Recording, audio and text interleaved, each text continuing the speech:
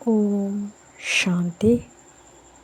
ನಮ್ಮ ಚಾನೆಲ್ ವಿಡಿಯೋಗಳ ಹೆಚ್ಚಿನ ಮಾಹಿತಿಗಾಗಿ ಸಬ್ಸ್ಕ್ರೈಬ್ ಬಟನ್ಗೆ ಕ್ಲಿಕ್ ಮಾಡಿ ನಮ್ಮ ಚಾನೆಲ್ಗೆ ಸಬ್ಸ್ಕ್ರೈಬ್ ಮಾಡಿ. ಈ ವಿಡಿಯೋ ಇಷ್ಟವಾದಲ್ಲಿ ಲೈಕ್ ಮಾಡಿ, ಶೇರ್ ಮಾಡಿ ಹಾಗೂ ಕಮೆಂಟ್ ಮಾಡಿ. ವಾಣಿ ಡೇಟು 29/5/2026 ಪ್ರಾತಃ ಮುರಳಿ. ಓಂ ಶಾಂತಿ. ಬಾಪ್ ದಾದಾ ಮಧುಬನ. ಮಧುರ ಮಕ್ಕಳೇ, ಈ ಹಳೆಯ ಪ್ರಪಂಚ ಹಾಗೂ ದೇಹಧಾರಿಗಳೊಂದಿಗೆ ಎಂದೂ ಮನಸ್ಸನ್ನು ಇಡಬಾರದು. ಮನಸ್ಸನ್ನು ಇಟ್ಟಿದ್ದೀರೆಂದರೆ ಅದೃಷ್ಟವು ಕೆಟ್ಟು ಹೋಗುವುದು. ಪ್ರಶ್ನೆ: ತಂದೆಯು ಮಕ್ಕಳಿಗೆ ಈ ನಾಟಕದ ಯಾವ ಗುಹ್ಯ ರಹಸ್ಯವನ್ನು ತಿಳಿಸಿದ್ದಾರೆ? ಉತ್ತರ: ಮಕ್ಕಳೇ, ಈಗ ಈ ನಾಟಕವು ಸಮಾಪ್ತಿ ಆಗುವುದಿದೆ. ಆದ್ದರಿಂದ ಎಲ್ಲ ಆತ್ಮರು ಇಲ್ಲಿ ಹಾಜರಾಗಲೇಬೇಕಾಗಿದೆ. ಎಲ್ಲ ಧರ್ಮದ ಆತ್ಮರು ಈಗ ಇಲ್ಲಿ ಹಾಜರಾಗುವರು, ಏಕೆಂದರೆ ಸರ್ವರ ತಂದೆಯು ಇಲ್ಲಿ ಹಾಜರಾಗಿದ್ದಾರೆ. ಎಲ್ಲರೂ ತಂದೆಯ ಮುಂದೆ ಸಲಾಮು ಮಾಡಲು ಬರಲೇಬೇಕಾಗಿದೆ. ಎಲ್ಲ ಧರ್ಮದ ಆತ್ಮವು ಮನ್ಮನಾಭವದ ಮಂತ್ರವನ್ನು ತೆಗೆದುಕೊಂಡು ಹೋಗುವರು. ಅವರು ಮಧ್ಯಾಜೀಭವದ ಮಂತ್ರವನ್ನು ಧಾರಣೆ ಮಾಡಿ ಚಕ್ರವರ್ತಿಗಳಾಗುವುದಿಲ್ಲ. ಗೀತೆ: ಹೃದಯದ ಆಸರೆ ತುಂಡಾಗದಿರಲಿ. ಓಂ ಶಾಂತಿ. ಎಲ್ಲ ಸೇವಾ ಕೇಂದ್ರದ ಮಕ್ಕಳು ಗೀತೆಯನ್ನು ಕೇಳಿದಿರಿ. ನೀವು ಇಂದು ಕೇಳುತ್ತಿದ್ದಿರಿ. ದೂರದಲ್ಲಿರುವ ಮಕ್ಕಳು 2-4 ದಿನಗಳ ನಂತರ ಕೇಳುತ್ತಾರೆ. ಒಂದು ವೇಳೆ ಹಳೆಯ ಪ್ರಪಂಚ, ಹಳೆಯ ಶರೀರದೊಂದಿಗೆ ಮನಸ್ಸನ್ನಿಟ್ಟಿದ್ದೇ ಆದರೆ ಅದೃಷ್ಟವು ಕೆಟ್ಟು ಹೋಗುವುದು. ಏಕೆಂದರೆ ಈ ಶರೀರವು ಹಳೆಯ ಪ್ರಪಂಚದ್ದಾಗಿದೆ. ಆದ್ದರಿಂದ ಒಂದು ವೇಳೆ ದೇಹಾಭಿಮಾನಿಗಳಾದರೆ ಇಷ್ಟೊಂದು ಯಾವ ಅದೃಷ್ಟವು ರೂಪಿಸಲ್ಪಡುತ್ತಿದೆಯೋ ಅದು ಸಹ ಕೆಟ್ಟು ಹೋಗುವುದು. ನೀವೀಗ ದುರಾದೃಷ್ಟದಿಂದ ಅದೃಷ್ಟವಂತರಾಗುತ್ತಿದ್ದೀರಿ. ಆದ್ದರಿಂದ ಎಷ್ಟು ಸಾಧ್ಯವೋ ಒಬ್ಬ ತಂದೆಯನ್ನು ನೆನಪು ಮಾಡಿ.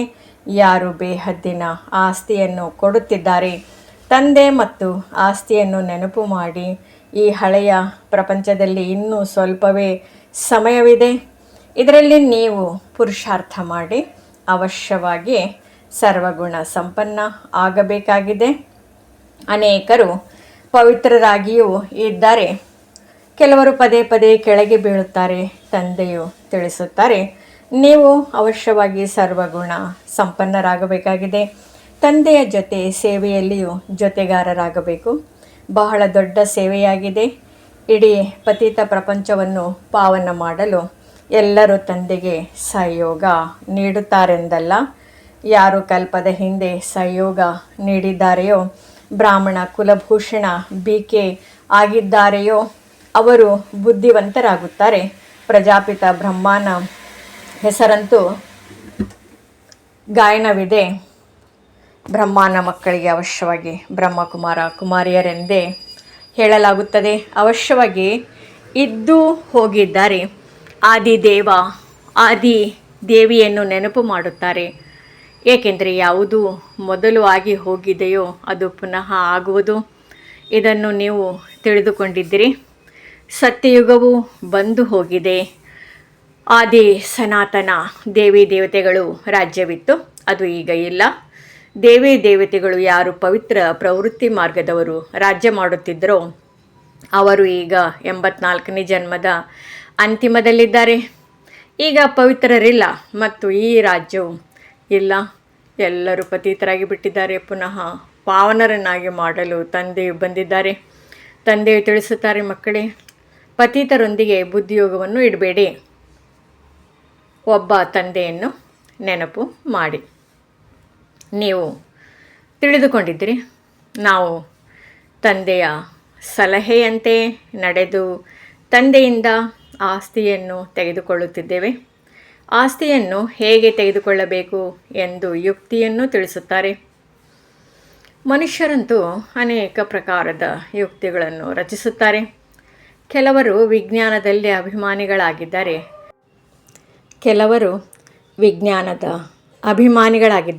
ಕೆಲವರು ವೈದ್ಯಕೀಯ ಅಭಿಮಾನಿಗಳಾಗಿದ್ದಾರೆ. ಮನುಷ್ಯರ ಹೃದಯವು ಹಾಳಾದರೆ ಇನ್ನೊಂದು ಪ್ಲಾಸ್ಟಿಕ್ ಹೃದಯವನ್ನು ಹಾಕಬಲ್ಲೆವು ಎಂದು ಬರೆಯುತ್ತಾರೆ. ನಿಜವಾದುದನ್ನು ತೆಗೆದು ತಾತ್ಕಾಲಿಕ ಹೃದಯವನ್ನು ನಡೆಸುತ್ತಿರುತ್ತಾರೆ. ಇದು ಸಹ ಎಷ್ಟು ಒಳ್ಳೆಯ ಕಲೆಯಾಗಿದೆ. ಆದರೆ ಇದು ಅಲ್ಪಕಾಲದ ಸುಖಕ್ಕಾಗಿ ನಾಳೆ ಅವರು ಮರಣ ಹೊಂದಿದರೆ ಶರೀರವೇ ಸಮಾಪ್ತಿಯಾಗಿ ಬಿಡುವುದು, ಪ್ರಾಪ್ತಿ ಏನೂ ಆಗುವುದಿಲ್ಲ. ಅಲ್ಪಕಾಲಕ್ಕಾಗಿ ಸಿಕ್ಕಿತಷ್ಟೇ ವಿಜ್ಞಾನದ ಮೂಲಕ ಬಹಳಷ್ಟು ಕಮಾಲ್ ಮಾಡಿ ತೋರಿಸುತ್ತಾರೆ. ಅದು ಕೇವಲ ಅಲ್ಪಕಾಲಕ್ಕಾಗಿ. ಈ ಮಾತಂತೂ ಎಲ್ಲದಕ್ಕಿಂತ ಸಂಪೂರ್ಣ ಭಿನ್ನವಾಗಿದೆ. ಪಾವನ ಆತ್ಮವು 84 ಜನ್ಮಗಳನ್ನು ತೆಗೆದುಕೊಳ್ಳುತ್ತಾ ಪತಿತವಾಗಿ ಬಿಟ್ಟಿದೆ.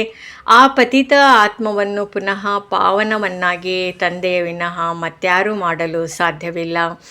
ಒಬ್ಬ ತಂದೆಯದೇ ಗಾಯನವಿದೆ. ಸರ್ವರ ಪತಿತ ಪಾವನ, ಸರ್ವರ ಸದ್ಗತಿದಾತ, ಸರ್ವರ ಮೇಲೆ ದಯಾದೃಷ್ಟಿಯನ್ನು ಇಡುವವರು, ಸರ್ವೋದಯ ಲೀಡರ್ ಆಗಿದ್ದಾರೆ. ಮನುಷ್ಯರು ತಮ್ಮನ್ನು ಸರ್ವೋದಯ ಲೀಡರ್ ಎಂದು ಕರೆಸಿಕೊಳ್ಳುತ್ತಾರೆ. ಆದರೆ ಸರ್ವ ಎಂದರೆ ಅದರಲ್ಲಿ ಎಲ್ಲರೂ ಬಂದು ಬಿಡುತ್ತಾರೆ. ಅಂದಮೇಲೆ ಸರ್ವರ ಮೇಲೆ ದಯೆ ತೋರಿಸುವವರು ತಂದೆಯೊಬ್ಬರೇ ಎಂದು ಗಾಯನವಿದೆ. ಅವರಿಗೆ ದಯಾಸಾಗರ, ಆನಂದ ಸಾಗರನೆಂದು ಹೇಳುತ್ತಾರೆ. ಉಳಿದ ಮನುಷ್ಯರು ಸರ್ವರ ಮೇಲೆ ದಯೆ ತೋರಿಸಲು ಸಾಧ್ಯವೇ? ತಮ್ಮ ಮೇಲೆ ದಯೆ ಮಾಡಿಕೊಳ್ಳಲು ಸಾಧ್ಯವಿಲ್ಲವೆಂದರೆ ಅನ್ಯರ ಮೇಲೆ ಏನು ಮಾಡುವರು? ಇವರು ಅಲ್ಪಕಾಲದ ದಯೆ ತೋರಿಸುತ್ತಾರೆ. ಎಷ್ಟು ದೊಡ್ಡ ಹೆಸರುಗಳನ್ನು ಇಟ್ಟುಕೊಂಡಿದ್ದಾರೆ. ಈಗ ತಂದೆ ತಿಳಿಸುತ್ತಾರೆ, ನಿಮಗೆ ಸದಾ ಆರೋಗ್ಯವಂತರು, ಐಶ್ವರ್ಯವಂತರಾಗುವ ಎಷ್ಟು ಸಹಜ ಯುಕ್ತಿಯನ್ನು ತಿಳಿಸುತ್ತಾರೆ. ಯುಕ್ತಿಯು ಅತಿ ಸಹಜವಾಗಿದೆ. ಕೇವಲ ನನ್ನನ್ನು ನೆನಪು ಮಾಡಿರಿ, ಏಕೆಂದರೆ ನೀವು ನನ್ನನ್ನೇ ಮರೆತು ಹೋದಿರಿ. ಸತ್ಯುಗದಲ್ಲಿ ನೀವು ಸುಖಿಯಾಗಿರುತ್ತೀರಿ, ಆದ್ದರಿಂದ ನನ್ನನ್ನು ನೆನಪು ಮಾಡುವುದಿಲ್ಲ. ನಿಮ್ಮ 84 ಜನ್ಮಗಳ ಚರಿತ್ರೆ ಭೂಗೋಳವನ್ನು ನಿಮಗೆ ತಿಳಿಸುತ್ತೇನೆ. ನೀವು ಹೀಗೆ ರಾಜ್ಯ ಮಾಡುತ್ತಿದ್ದಿರಿ, ಸದಾ ಸುಖಿಯಾಗಿದ್ದಿರಿ. ನಂತರ ದಿನ ಪ್ರತಿದಿನ ಇಳಿಯುತ್ತಾ ತಮೋಪ್ರಧಾನ ದುಃಖಿ ಪತಿತರಾಗಿ ಬಿಟ್ಟಿದ್ದೀರಿ. ಈಗ ತಂದೆಯು ಪುನಃ ನೀವು ಮಕ್ಕಳಿಗೆ ಕಲ್ಪದ ಮೊದಲಿನಂತೆ ಆಸ್ತಿಯನ್ನು ಕೊಡುತ್ತಿದ್ದಾರೆ. ನೀವೇ ಕಲ್ಪವೂ ಬಂದು ಆಸ್ತಿಯನ್ನು ತೆಗೆದುಕೊಳ್ಳುತ್ತೀರಿ. ಶ್ರೀಮತದಂತೆ ನಡೆಯುತ್ತೀರಿ. ಶ್ರೀಮತವು ಬಾಬ್ದಾದಾರವರ ಮತವಾಗಿದೆ. ಅವರನ್ನು ಬಿಟ್ಟರೆ ಶ್ರೀಮತವೆಲ್ಲಿಂದ ಸಿಗುವುದು? ತಂದೆಯು ತಿಳಿಸುತ್ತಾರೆ, ನೀವು ವಿಚಾರ ಮಾಡಿ, ಈ ಕಲೆಯು ಯಾರಲ್ಲಿಯಾದರೂ ಇದೆಯೇ? ಇಲ್ಲ. ವಿಶ್ವದ ಮಾಲೀಕರನ್ನಾಗಿ ಮಾಡುವ ಯುಕ್ತಿಯನ್ನು ತಂದೆಯೇ ತಿಳಿಸಿಕೊಡುತ್ತಾರೆ. ಇದರ ವಿನಃ ಮತ್ಯಾವುದೇ ಉಪಾಯವಿಲ್ಲ. ಪತಿತ ಪಾವನ ತಂದೆಯೇ ಶ್ರೇಷ್ಠ ಪದವಿಯನ್ನು ಪಡೆಯುವುದಕ್ಕಾಗಿ ಜ್ಞಾನ ತಿಳಿಸುತ್ತಾರೆ. ಕೇವಲ ಸೃಷ್ಟಿಚಕ್ರದ ಜ್ಞಾನವನ್ನು ತಿಳಿದುಕೊಳ್ಳುವುದರಿಂದ ನೀವು ಪವಿತ್ರರಾಗಿ ಬಿಡುವುದಿಲ್ಲ. ತಂದೆಯು ತಿಳಿಸುತ್ತಾರೆ, ನನ್ನನ್ನು ನೆನಪು ಮಾಡಿರಿ. ಈ ಯೋಗಾಗ್ನಿಯಿಂದಲೇ ನಿಮ್ಮ ಪಾಪದ ಕೊಡವು ಸಮಾಪ್ತಿಯಾಗುವುದು. ನೀವೇ 84 ಜನ್ಮಗಳನ್ನು ತೆಗೆದುಕೊಳ್ಳುತ್ತಾ ಬಹಳ ಪತಿತರಾಗಿದ್ದೀರಿ ಎಂದು ತಂದೆಯು ತಿಳಿಸುತ್ತಾರೆ. ಇತ್ತೀಚೆಗಂತೂ ಮನುಷ್ಯರು ನಾನೇ ಶಿವನೆಂದು ಹೇಳಿಕೊಳ್ಳುತ್ತಾರೆ, ಅಥವಾ ನೀವು ಪರಮಾತ್ಮನ ರೂಪವಾಗಿದ್ದೀರಿ, ಆತ್ಮನೇ ಪರಮಾತ್ಮನೆಂದು ಹೇಳುತ್ತಾರೆ. ಈಗ ತಂದೆಯು ಬಂದಿದ್ದಾರೆ, ನೀವು ತಿಳಿದುಕೊಂಡಿದ್ದೀರಿ. ಶಿವ ತಂದೆಯೇ ನೆನಪು ತರಿಸಬೇಕಾಗಿದೆ. ಸರ್ವರ ಸದ್ಗತಿದಾತನು ಒಬ್ಬ ಪರಮಪಿತ ಪರಮಾತ್ಮನೇ ಆಗಿದ್ದಾರೆ. ಶಿವನ ಮಂದಿರಗಳನ್ನು ಪ್ರತ್ಯೇಕವಾಗಿ ಕಟ್ಟಿಸುತ್ತಾರೆ. ಶಂಕರನ ರೂಪವೇ ಬೇರೆಯಾಗಿದೆ. ಪ್ರದರ್ಶನಿಯಲ್ಲಿಯೂ ಇದನ್ನು ತೋರಿಸಬೇಕಾಗಿದೆ. ಶಿವ ನಿರಾಕಾರ, ಶಂಕರ ಆಕಾರಿಯಾಗಿದ್ದಾನೆ. ಕೃಷ್ಣನಂತೂ ಸಾಕಾರದಲ್ಲಿದ್ದಾನೆ. ಜೊತೆಯಲ್ಲಿ ರಾಧೆಯನ್ನು ತೋರಿಸುವುದು ಸರಿಯಾಗಿದೆ. ಆಗ ಇದು ಸಿದ್ಧವಾಗುವುದು. ಇವರೇ ನಂತರ ಲಕ್ಷ್ಮೀ ನಾರಾಯಣ ಆಗುತ್ತಾರೆಂದು ಕೃಷ್ಣನು ದ್ವಾಪರದಲ್ಲಿ ಗೀತೆಯನ್ನು ತಿಳಿಸಲು ಬರುವುದೇ ಇಲ್ಲ. ಪತಿತರಾಗುವುದು ಕಲಿಯುಗದ ಅಂತ್ಯದಲ್ಲಿ. ಸತ್ಯುಗದಲ್ಲಿ ಪಾವನರಿರುತ್ತಾರೆ. ಅಂದಮೇಲೆ ತಂದೆಯು ಸಂಗಮದಲ್ಲಿಯೇ ಬರುತ್ತಾರೆ. ಇದನ್ನು ತಂದೆಯೇ ತಿಳಿದುಕೊಂಡಿದ್ದಾರೆ. ಅವರೇ ತ್ರಿಕಾಲದರ್ಶಿಯಾಗಿದ್ದಾರೆ. ಕೃಷ್ಣನಿಗೆ ತ್ರಿಕಾಲದರ್ಶಿ ಎಂದು ಹೇಳಲಾಗುವುದಿಲ್ಲ. ಅವರು 3 ಕಾಲಗಳ ಜ್ಞಾನವನ್ನು ತಿಳಿಸಲು ಸಾಧ್ಯವಿಲ್ಲ. ಏಕೆಂದರೆ ಕೃಷ್ಣನಿಗೆ ಸೃಷ್ಟಿಯ ಆದಿ ಮಧ್ಯ ಅಂತ್ಯದ ಜ್ಞಾನವೇ ಇಲ್ಲ. ಕೃಷ್ಣನು ಚಿಕ್ಕ ಮಗುವಾಗಿದ್ದಾನೆಂದು ಹೇಳುತ್ತಾರೆ ದೈವಿ ರಾಜಕುಮಾರ ಕುಮಾರಿಯರು. ಕಾಲೇಜಿಗೆ ಓದಲು ಹೋಗುತ್ತಾರೆ. ಮೊದಲು ಇಲ್ಲಿಯೂ ಸಹ ರಾಜ ಕುಮಾರ ಕುಮಾರಿಯರ ಕಾಲೇಜುಗಳಿತ್ತು. ಈಗ ಒಂದೇ ಬೆರಕೆಯಾಗಿ ಬಿಟ್ಟಿದೆ. ಕೃಷ್ಣನು ರಾಜಕುಮಾರನಾಗಿದ್ದನು. ಅನ್ಯ ರಾಜಕುಮಾರ ಕುಮಾರಿಯರು ಇರುತ್ತಾರೆ. ಎಲ್ಲರೂ ಒಟ್ಟಿಗೆ ಓದುತ್ತಾರೆ. ಅದಂತೂ ನಿರ್ವಿಕಾರಿ ಪ್ರಪಂಚವಾಗಿದೆ. ಒಬ್ಬ ಶಿವ ತಂದೆಯು ಸರ್ವರ ಸದ್ಗತಿದಾತನಾಗಿದ್ದಾರೆ. ಮನುಷ್ಯರು ಸರ್ವರ ಸದ್ಗತಿದಾತನಾಗಲು ಸಾಧ್ಯವಿಲ್ಲ. ತಂದೆಯೇ ಬಂದು ಸರ್ವರಿಗೆ ಮುಕ್ತಿ ಜೀವನ್ಮುಕ್ತಿಯನ್ನು ಕೊಡುತ್ತಾರೆ. ದೇವತೆಗಳ ರಾಜ್ಯದಲ್ಲಿ ಮತ್ಯಾವುದೇ ಧರ್ಮವಿರಲಿಲ್ಲ. ಧರ್ಮಗಳು ಅರ್ಧದಿಂದ ಬರುತ್ತವೆ. ಅಂದಮೇಲೆ ಸತ್ಯುಗದಲ್ಲಿ ಈ ಧರ್ಮಗಳಿರಲು ಹೇಗೆ ಸಾಧ್ಯ? ಇವರು ನಿವೃತ್ತಿ ಮಾರ್ಗದವರು, ಹಠಯೋಗಿಗಳಾಗಿದ್ದಾರೆ. ರಾಜಯೋಗವನ್ನು ತಿಳಿದುಕೊಂಡಿಲ್ಲ. ಪ್ರವೃತ್ತಿ ಮಾರ್ಗದವರಾಗಿ ಈ ರಾಜಯೋಗವಾಗಿದೆ. ಭಾರತವು ಪವಿತ್ರ ಪ್ರವೃತ್ತಿ ಮಾರ್ಗವಿತ್ತು. ಈಗ ಕಲಿಯುಗದಲ್ಲಿ ಪತಿತ ಪ್ರವೃತ್ತಿ ಮಾರ್ಗದವರಾಗಿ ಬಿಟ್ಟಿದ್ದೀರಿ. ಭಗವಾನ್ ವಾಚ್, ನನ್ನನ್ನೊಬ್ಬನನ್ನೇ ನೆನಪು ಮಾಡಿರಿ. ಹಳೆಯ ಪ್ರಪಂಚ ಅಥವಾ ದೇಹದ ಸಂಬಂಧಗಳೊಂದಿಗೆ ಮನಸ್ಸನ್ನಿಟ್ಟರೆ ಅದೃಷ್ಟವು ಕೆಟ್ಟು ಹೋಗುವುದು. ಅನೇಕರ ಅದೃಷ್ಟವು ಕೆಟ್ಟು ಹೋಗುತ್ತದೆ. ಯಾರಾದರೂ ಅಕರ್ತವ್ಯ ಮಾಡಿದ್ದರೆ ಅಂತಿಮದಲ್ಲಿ ಅದೆಲ್ಲವೂ ಮುಂದೆ ಬರುತ್ತದೆ, ಸಾಕ್ಷಾತ್ಕಾರವಾಗುತ್ತದೆ. ಕೆಲವು ಮಕ್ಕಳು ಬಹಳ ಮುಚ್ಚಿಡುತ್ತಾರೆ. ಈ ಜನ್ಮದಲ್ಲಿ ಮಾಡಿರುವ ಪಾಪ ಕರ್ಮಗಳನ್ನು ತಂದೆಗೆ ತಿಳಿಸುವುದರಿಂದ ಅರ್ಧ ಶಿಕ್ಷೆಯೂ ಕಳೆದು ಹೋಗುವುದು. ಆದರೆ ಸಂಕೋಚಕ್ಕೊಳಗಾಗಿ ತಿಳಿಸುವುದೇ ಇಲ್ಲ. ಬಹಳ ಕೊಳಕು ಕೆಲಸಗಳನ್ನು ಮಾಡುತ್ತಾರೆ. ಬುದ್ಧಿಯಲ್ಲಿ ನೆನಪಂತೂ ಇರುತ್ತದೆ, ಆದರೆ ಅದನ್ನು ತಿಳಿಸುವುದರಿಂದ ಶಿಕ್ಷೆಯಿಂದ ಮುಕ್ತರಾಗುವಿರಿ. ಇವರು ಅವಿನಾಶಿ ಸರ್ಜನ್ ಆಗಿದ್ದಾರೆ.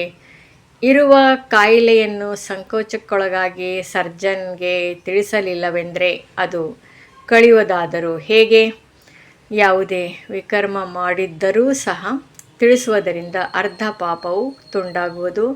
ತಿಳಿಸದೇ ಇದ್ದರೆ ಅದು ವೃದ್ಧಿಯಾಗುತ್ತಾ ಹೋಗುವುದು. ಹೆಚ್ಚು ಸಿಕ್ಕಿ ಹಾಕಿಕೊಳ್ಳುತ್ತಾ ಹೋಗುವಿರಿ. ಮತ್ತು ಅದೃಷ್ಟವು ಸಮಾಪ್ತಿಯಾಗಿ ದುರಾದೃಷ್ಟವಾಗಿ ಬಿಡುತ್ತದೆ. ತಂದೆಯು ತಿಳಿಸುತ್ತಾರೆ, ದೇಹದೊಂದಿಗೂ ಸಂಬಂಧವನ್ನು ಇಡಬೇಡಿ. ಯಾವಾಗಲೂ ನನ್ನನ್ನೊಬ್ಬನನ್ನೇ ನೆನಪು ಮಾಡಿ. ಆಗ ನಿಮ್ಮಿಂದ ಯಾವುದೇ ಕೆಟ್ಟ ಕೆಲಸವಾಗುವುದಿಲ್ಲ. ಇವರು ಧರ್ಮರಾಜನೂ ಆಗಿದ್ದಾರೆ. ಅವರೊಂದಿಗೂ ಮುಚ್ಚಿಡುತ್ತಾ ಇದ್ದರೆ ಮತ್ತೆ ನಿಮ್ಮಷ್ಟು ಶಿಕ್ಷೆ ಮತ್ಯಾರಿಗೂ ಸಿಗುವುದಿಲ್ಲ. ಸಮಯವು ಎಷ್ಟು ಸಮೀಪಿಸುತ್ತಾ ಹೋಗುವುದೋ ಎಲ್ಲರಿಗೂ ಸಾಕ್ಷಾತ್ಕಾರವಾಗುತ್ತಾ ಹೋಗುವುದು. ಈಗ ಎಲ್ಲರ ಅಂತಿಮ ಸಮಯವಾಗಿದೆ. ಎಲ್ಲರೂ ಪತೀತರಾಗಿದ್ದಾರೆ. ಪಾಪಗಳ ಶಿಕ್ಷೆಯು ಖಂಡಿತ ಸಿಗುತ್ತದೆ. ಹೇಗೆ 1 ಸೆಕೆಂಡಿನಲ್ಲಿ ಜೀವನ್ಮುಕ್ತಿ ಸಿಗುವುದೋ ಹಾಗೇ 1 ಸೆಕೆಂಡಿನಲ್ಲಿ ಶಿಕ್ಷೆಗಳ ಈ ರೀತಿ ಅನುಭವವಾಗುತ್ತದೆ. ಹೇಗೆ ಬಹಳ ಸಮಯದಿಂದ ಶಿಕ್ಷೆಯನ್ನು ಅನುಭವಿಸುತ್ತಿದ್ದೇನೆ ಎಂಬಂತೆ. ಇದು ಬಹಳ ಸೂಕ್ಷ್ಮ ಮೆಷಿನರಿಯಾಗಿದೆ. ಎಲ್ಲರ ಅಂತಿಮ ಸಮಯವಾಗಿದೆ. ಶಿಕ್ಷೆಗಳನ್ನು ಖಂಡಿತವಾಗಿಯೂ ಅನುಭವಿಸಬೇಕಾಗಿದೆ. ನಂತರ ಎಲ್ಲ ಆತ್ಮರು ಪವಿತ್ರರಾಗಿ ಹೊರಟು ಹೋಗುವರು. ತಂದೆಯು ಬಂದು ಪತಿತ ಆತ್ಮರನ್ನು ಪಾವನರನ್ನಾಗಿ ಮಾಡುತ್ತಾರೆ. ತಂದೆಯ ವಿನಃ ಮತ್ಯಾರಿಗೂ ಈ ಶಕ್ತಿ ಇಲ್ಲ. 63 ಜನ್ಮಗಳಿಂದ ಪಾಪಗಳನ್ನು ಮಾಡುತ್ತಾ ಈಗ ಪಾಪದ ಕೊಡವು ತುಂಬಿದೆ. ಮಾಯೆಯು ಗ್ರಹಣವು ಎಲ್ಲರಿಗೂ ಹಿಡಿದಿದೆ. ದೊಡ್ಡ ಗ್ರಹಣವು ನಿಮಗೆ ಹಿಡಿದಿದೆ. ನೀವೇ ಸರ್ವಗುಣ ಸಂಪನ್ನರಾಗಿದ್ದೀರಿ. ನಿಮ್ಮ ಮೇಲೆ ಗ್ರಹಣ ಹಿಡಿದಿದೆ. ಜ್ಞಾನವೂ ಸಹ ಈಗ ನೀವು ಮಕ್ಕಳಿಗೆ ಸಿಕ್ಕಿದೆ. ತಂದೆಯು ತಿಳಿಸುತ್ತಾರೆ, ನೀವು ಭಾರತದ ಮಾಲೀಕರಾಗಿದ್ದೀರಿ. ನಂತರ 84 ಜನ್ಮಗಳನ್ನು ನೀವು ತೆಗೆದುಕೊಂಡಿರಿ. ನೀವು ಅವಶ್ಯವಾಗಿ ದೇವಿ ದೇವತಾ ಧರ್ಮದವರಾಗಿದ್ದೀರಿ. ಮತ್ತು ಪತೀತರಾದ ಕಾರಣ ಹಿಂದೂಗಳೆಂದು ಕರೆಸಿಕೊಂಡಿದ್ದೀರಿ ಎಂದು ತಂದೆಯು ನೇರವಾಗಿ ತಿಳಿಸುತ್ತಾರೆ. ಹಿಂದೂ ಧರ್ಮವನ್ನು ಯಾರೂ ಸ್ಥಾಪನೆ ಮಾಡಿಯೇ ಇಲ್ಲ. ಮಠ ಪಂಥಕ್ಕೆ ರಾಜಧಾನಿ ಎಂದು ಹೇಳುವುದಿಲ್ಲ. ರಾಜ್ಯವು ರಾಜರಿಗಿರುತ್ತದೆ. ಮೊದಲನೇ ಲಕ್ಷ್ಮೀನಾರಾಯಣ, ಎರಡನೇ ಲಕ್ಷ್ಮೀನಾರಾಯಣ, ಹೀಗೆ ರಾಜ್ಯವು ನಡೆಯುತ್ತದೆ. ಇದು ಸಹ ಅವಶ್ಯವಾಗಿದೆ. ಪಾವನರಿಂದ ಪತಿತರಾಗಲೇಬೇಕಾಗಿದೆ. ಪತಿತರಾಗುವ ಕಾರಣ ದೇವಿ ದೇವತೆಗಳೆಂದು ಕರೆಸಿಕೊಳ್ಳಲು ಸಾಧ್ಯವಿಲ್ಲ. ನೀವು ತಿಳಿದುಕೊಳ್ಳುತ್ತೀರಿ, ನಾವು ಪೂಜ್ಯ ಆದಿ ಸನಾತನ ದೇವಿ ದೇವತಾ ಧರ್ಮದವರಾಗಿದ್ದೆವು. ತಮ್ಮ ಧರ್ಮದ ಚಿತ್ರಗಳನ್ನೇ ಪೂಜಿಸುತ್ತಾರೆ. ನಾವೇ ಪೂಜ್ಯ ದೇವಿ ದೇವತೆಗಳಾಗಿದ್ದೆವು, ಈಗ ಪೂಜಾರಿಗಳಾಗಿದ್ದೇವೆ ಎಂಬುದನ್ನೇ ಮರೆತು ಹೋಗಿದ್ದೇವೆ. ತಂದೆಯು ಲಕ್ಷ್ಮಿಯನ್ನು ಕೊಟ್ಟಿದ್ದರು, ನಂತರ ಪತಿತರಾದೆವು. ಆದ್ದರಿಂದ ನಮ್ಮದೇ ಚಿತ್ರಗಳಿವೆ. ಕುಳಿತು ಪೂಜೆ ಮಾಡಿದೆವು ಎಂದು ನೀವೀಗ ತಿಳಿದುಕೊಳ್ಳುತ್ತೀರಿ. ತಾವೇ ಪೂಜ್ಯ, ತಾವೇ ಪೂಜಾರಿ. ಇದು ಭಾರತದ ವಿನಃ ಮತ್ಯಾರಿಗೂ ಹೇಳುವುದಿಲ್ಲ. ತಂದೆಯೂ ಸಹ ಭಾರತದಲ್ಲಿಯೇ ಬಂದು ಪುನಃ ದೇವಿ ದೇವತೆಗಳನ್ನಾಗಿ ಮಾಡಲು ಜ್ಞಾನ ಕೊಡುತ್ತಾರೆ. ಉಳಿದೆಲ್ಲರೂ ಲೆಕ್ಕಾಚಾರಗಳನ್ನು ಮುಗಿಸಿಕೊಂಡು ಹಿಂತಿರುಗಿ ಹೊರಟು ಹೋಗುತ್ತಾರೆ. ಆತ್ಮರೆಲ್ಲರೂ ಓ ಗಾಡ್ ಫಾದರ್ ಎಂದು ತಂದೆಯನ್ನು ಕರೆಯುತ್ತಾ ಇರುತ್ತಾರೆ. ಇದು ಸಹ ತಿಳಿದುಕೊಳ್ಳುವ ಮಾತುಗಳಾಗಿವೆ. ಈ ಸಮಯದಲ್ಲಿ ನಿಮಗೆ 3 ತಂದೆಯರಿದ್ದಾರೆ. ಒಬ್ಬರು ಶಿವತಂದೆ, ಇನ್ನೊಬ್ಬರು ಲೌಕಿಕ ತಂದೆ, ಮತ್ತು ಇವರು ಅಲೌಕಿಕ ತಂದೆ ಪ್ರಜಾಪಿತ ಬ್ರಹ್ಮನಾಗಿದ್ದಾರೆ. ಮತ್ತೆಲ್ಲರಿಗೂ 2 ತಂದೆಯರಿದ್ದಾರೆ, ಲೌಕಿಕ ಮತ್ತು ಪಾರಲೌಕಿಕ. ಸತ್ಯುಗದಲ್ಲಿ ಕೇವಲ ಒಬ್ಬರೇ ಲೌಕಿಕ ತಂದೆ ಇರುತ್ತಾರೆ. ಪಾರಲೌಕಿಕ ತಂದೆಯನ್ನು ಅರಿತುಕೊಂಡೇ ಇಲ್ಲ. ಅಲ್ಲಂತೂ ಸುಖವೇ ಸುಖವಿರುತ್ತದೆ. ಅಂದಮೇಲೆ ಮತ್ತೆ ಪಾರಲೌಕಿಕ ತಂದೆಯನ್ನು ಏಕೆ ನೆನಪು ಮಾಡುವರು? ದುಃಖದಲ್ಲಿ ಎಲ್ಲರೂ ಸ್ಮರಣೆ ಮಾಡುತ್ತಾರೆ. ಇಲ್ಲಿ ನಿಮಗೆ 3 ತಂದೆಯರಿರುತ್ತಾರೆ. ಇದು ಸಹ ತಿಳಿದುಕೊಳ್ಳುವ ಮಾತಾಗಿದೆ. ಅಲ್ಲಿ ಆತ್ಮ ಅಭಿಮಾನಿಗಳಾಗಿರುತ್ತಾರೆ, ನಂತರ ದೇಹಾಭಿಮಾನದಲ್ಲಿ ಬಂದು ಬಿಡುತ್ತಾರೆ. ಇಲ್ಲಿ ನೀವು ಆತ್ಮಾಭಿಮಾನಿಗಳೂ ಆಗಿದ್ದಿರಿ, ಪರಮಾತ್ಮ ಅಭಿಮಾನಿಗಳೂ ಆಗಿದ್ದಿರಿ. ನಾವೆಲ್ಲರೂ ತಂದೆಯ ಮಕ್ಕಳಾಗಿದ್ದೇವೆ, ಅವರಿಂದ ಆಸ್ತಿಯನ್ನು ತೆಗೆದುಕೊಳ್ಳುತ್ತಿದ್ದೇವೆ ಎಂದು ನಿಮಗೆ ಶುದ್ಧ ಅಭಿಮಾನವಿದೆ. ತಂದೆಯು ಶಿಕ್ಷಕ, ಸದ್ಗುರು ಆಗಿದ್ದಾರೆ. ಅವರ ಮಹಿಮೆಯನ್ನು ಸಹ ತಿಳಿಸಬೇಕಾಗಿದೆ. ಅವರೇ ಬಂದು ಎಲ್ಲ ಮಕ್ಕಳಿಗೆ ಆಸ್ತಿಯನ್ನು ಕೊಡುತ್ತಾರೆ. ಸತ್ಯುಗದಲ್ಲಿ ನಿಮಗೆ ಆಸ್ತಿ ಇತ್ತು, ನಂತರ 84 ಜನ್ಮಗಳನ್ನು ತೆಗೆದುಕೊಂಡು ಅದನ್ನು ಕಳೆದುಕೊಂಡಿದ್ದಿರಿ. ಇದನ್ನು ತಿಳಿಸುವುದು ಎಷ್ಟು ಸಹಜವಾಗಿದೆ. ತಂದೆಗೆ ಪತಿತ ಪಾವನ, ಸರ್ವರ ಸದ್ಗತಿದಾತನೆಂದು ಹೇಳಲಾಗುತ್ತದೆ. ಈ ಪ್ರಪಂಚವೇ ಪತಿತರದಾಗಿದೆ. ಯಾರೂ ಸದ್ಗತಿ ಕೊಡಲು ಸಾಧ್ಯವಿಲ್ಲ. ಬಾಕಿ ಯಾರಾದರೂ ಬಹಳ ಶಾಸ್ತ್ರಗಳನ್ನು ಓದಿದ್ದರೆ ಅವರದ್ದು ಅಂತಮತಿ ಸೋಗತಿಯಾಗುತ್ತದೆ. ನಂತರದ ಜನ್ಮದಲ್ಲಿ ಬಾಲ್ಯದಲ್ಲಿಯೇ ಎಲ್ಲವನ್ನು ಕಂಠಪಾಠ ಮಾಡಿಬಿಡುತ್ತಾರೆ. ತಂದೆಯು ನೀವು ಮಕ್ಕಳಿಗೆ ಎಷ್ಟು ಒಳ್ಳೆಯ ಮಧುರಾತಿ ಮಧುರ ಮಾತುಗಳನ್ನು ತಿಳಿಸುತ್ತಾರೆ. ಮಕ್ಕಳೇ, ನೀವು ತಮೋಪ್ರಧಾನರಾಗಿ ಬಿಟ್ಟಿದ್ದೀರಿ. ಈಗ ಪುನಃ ತಂದೆಯನ್ನು ನೆನಪು ಮಾಡಿರಿ, ಆಗ ತುಕ್ಕು ಕಳೆಯುವುದು. ಈಗ ನಾಟಕವು ಪೂರ್ಣವಾಗುತ್ತದೆ. ಎಲ್ಲರೂ ಇಲ್ಲಿ ರಾಜರಾಗಬೇಕಾಗಿದೆ. ಕ್ರೈಸ್ತ ಮೊದಲಾದವರೆಲ್ಲರೂ ಆತ್ಮಗಳು ಹಾಜರಿದ್ದಾರೆ. ಅವರು ಸಹ ತಂದೆಯ ಬಳಿ ಸಲಾಮು ಹೊಡೆಯಲು ಬರುವರು. ಅವರಂತೂ ಚಕ್ರವರ್ತಿ ರಾಜರಾಗುವುದಿಲ್ಲ, ಕೇವಲ ತಂದೆಯನ್ನು ನೆನಪು ಮಾಡುತ್ತಾರೆ. ಮನ್ಮನಾಭವದ ಮಂತ್ರವನ್ನು ತೆಗೆದುಕೊಂಡು ಹೋಗುತ್ತಾರೆ. ನಿಮ್ಮದು ಮನ್ಮನಾಭವ ಮತ್ತು ಮಧ್ಯಾಜೀಭವದ ಡಬಲ್ ಮಂತ್ರವಾಗಿದೆ. ತಂದೆಯು ಎಷ್ಟು ಒಳ್ಳೆಯ ಯುಕ್ತಿಯನ್ನು ತಿಳಿಸುತ್ತಾರೆ. ಒಳ್ಳೆಯದು. ಮಧುರಾತಿ ಮಧುರ ಅಗಲಿ ಹೋಗಿ ಮರಳಿ ಸಿಕ್ಕಿರುವ ಮಕ್ಕಳ ಪ್ರತಿ ಮಾತಾಪಿತಾ ಬಾಪ್ ದಾದಾರವರ ನೆನಪು, ಪ್ರೀತಿ ಹಾಗೂ ಸುಪ್ರಭಾತ. ಆತ್ಮಿಕ ಮಕ್ಕಳಿಗೆ ಆತ್ಮಿಕ ತಂದೆಯ ನಮಸ್ತೆ. ಧಾರಣೆಗಾಗಿಯೇ ಮುಖ್ಯ ಸಾರ. ಈ ಹಳೆಯ ಪ್ರಪಂಚದಲ್ಲಿರುತ್ತಾ ಪುರುಷಾರ್ಥ ಮಾಡಿ ಸರ್ವಗುಣ ಸಂಪನ್ನರು ಅವಶ್ಯವಾಗಿ ಆಗಬೇಕಾಗಿದೆ. ಈ ಹಳೆಯ ಶರೀರ ಹಾಗೂ ಹಳೆಯ ಪ್ರಪಂಚದೊಂದಿಗೆ ಮನಸ್ಸನ್ನು ಇಡಬಾರದು. ಅದೃಷ್ಟವಂತರಾಗಬೇಕಾಗಿದೆ. ಆತ್ಮ ಅಭಿಮಾನಿ ಹಾಗೂ ಪರಮಾತ್ಮ ಅಭಿಮಾನಿ ಆಗಬೇಕಾಗಿದೆ. ಈ ಅಂತಿಮ ಸಮಯದಲ್ಲಿ ತಂದೆಯೊಂದಿಗೆ ಏನನ್ನು ಮುಚ್ಚಿಡಬಾರದು. ಅವಿನಾಶಿ ಸರ್ಜನ್ನಿಂದ ಸಲಹೆಯನ್ನು ತೆಗೆದುಕೊಳ್ಳುತ್ತಾ ಇರಬೇಕಾಗಿದೆ. ವರದಾನ: ಸಂಘದ ದೋಷದಿಂದ ದೂರವಿದ್ದು ಸದಾ ತಂದೆಯ ಸಮೀಪತೆಯ ಭಾಗ್ಯವನ್ನು ಪ್ರಾಪ್ತಿ ಮಾಡಿಕೊಳ್ಳುವಂತಹ ಪಾಸ್ ವಿತ್ ಆನರ್ ಭವ.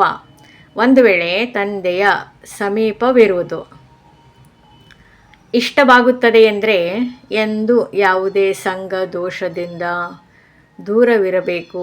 ಹಲವು ಪ್ರಕಾರದ ಆಕರ್ಷಣೆಯು ಪರೀಕ್ಷೆಯ ರೂಪದಲ್ಲಿ ಬರುತ್ತದೆ, ಆದರೆ ಆಕರ್ಷಿತರಾಗಬಾರದು. ಸಂಘ ದೋಷವು ಹಲವು ಪ್ರಕಾರದಿರುತ್ತದೆ.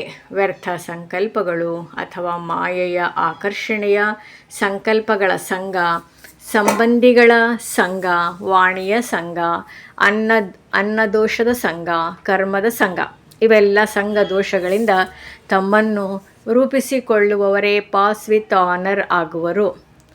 ಸ್ಲೋಗನ್: ತಾವು ಸೂಕ್ಷ್ಮ ದೇವತಾ ಆಗುತ್ತೀರೆಂದರೆ ಪರಿಸ್ಥಿತಿಗಳಲ್ಲಿ ಸ್ವಯಂ ತಂದೆಯೇ ತಮ್ಮ ಛತ್ರಛಾಯೆ ಆಗಿಬಿಡುತ್ತಾರೆ.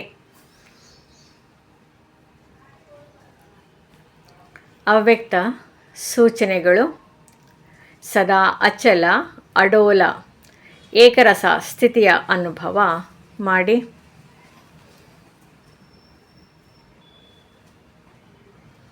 ಸಮಯ ಪ್ರಮಾಣ: ಈಗ ಸದಾ ಅಚಲ ಅಡೋಲ ಸರ್ವ ಖಜಾನೆಗಳಿಂದ ಸಂಪನ್ನರಾಗಿ ಸ್ವಲ್ಪವೂ ಸಹ ಏರುಪೇರು ಆಗುತ್ತೀರಿ ಎಂದರೆ ಸರ್ವ ಖಜಾನೆಗಳ ಅನುಭವ ಆಗುವುದಿಲ್ಲ.